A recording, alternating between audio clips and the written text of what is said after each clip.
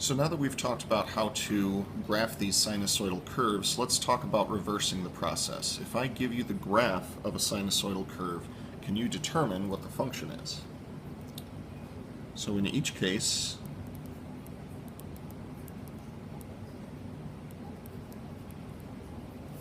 you'll be given, or rather you will need to determine which one of these two things we have. Now, ultimately, there are going to be a total of 5 things that we need to determine. Now, with that in mind, let's talk about those 5 things that we need to determine. First one's going to be the midline. The midline is going to be the line y equals b. That can be gotten from the graph. The midline is simply going to be halfway in between a maximum value and a minimum value.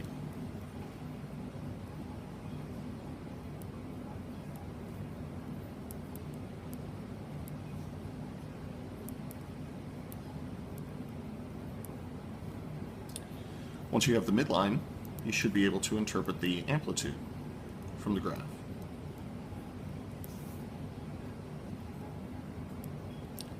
That amplitude is going to be equal to the absolute value of A. Now once you get this, you have narrowed down what A could potentially be. It could be the positive version of the amplitude, or it could be the negative version of the amplitude.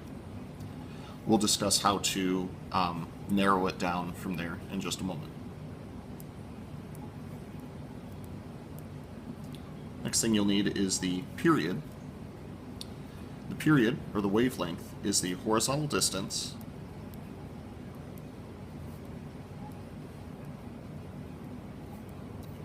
from a maximum to a maximum, or a minimum to a minimum.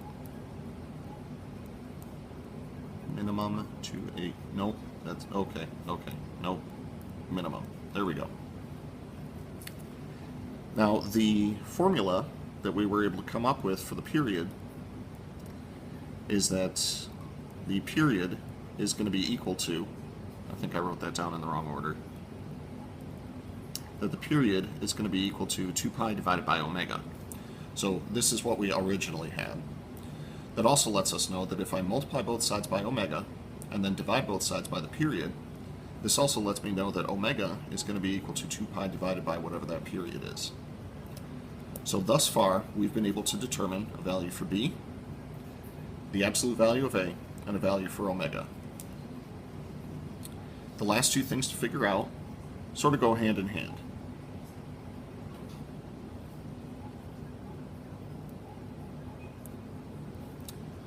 So the next one's going to be the mother function. Is it a sine curve or is it a cosine curve?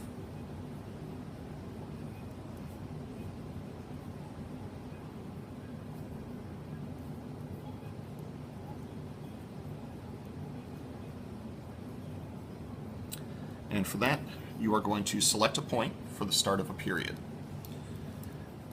Now, unless we have gotten to the subject of phase shift, which is in section 7.8, for now, we'll just assume that the starting point is going to be at x equals 0.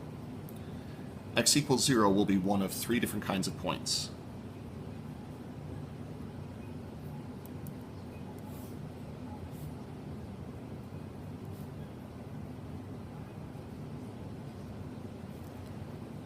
It'll either be at the midline, or it'll be at a local maximum or minimum. In the event that the period starts at the midline, that's going to be y equals the sine of x. For a local maximum or minimum, your mother function will be y equals the cosine of x. Which gets us to our last point. Is A going to be positive or negative? Right now, we've been able to determine that the amplitude is the absolute value of A, but that doesn't tell us whether A is positive or negative. It just tells us the amplitude is going to be positive. So the real question to ask is,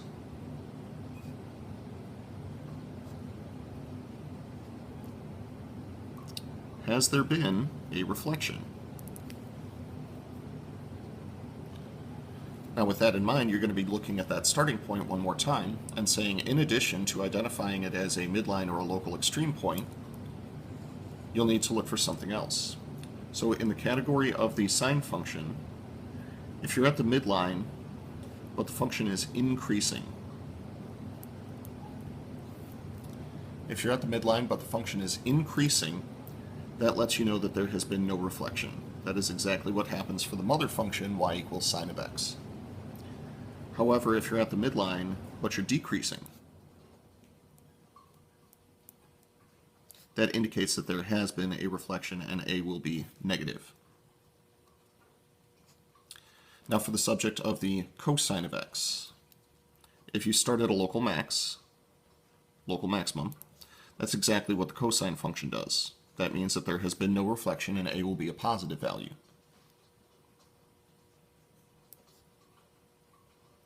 In the event that you're starting at a local minimum, that indicates that there has been a reflection and a can be classified as a negative value.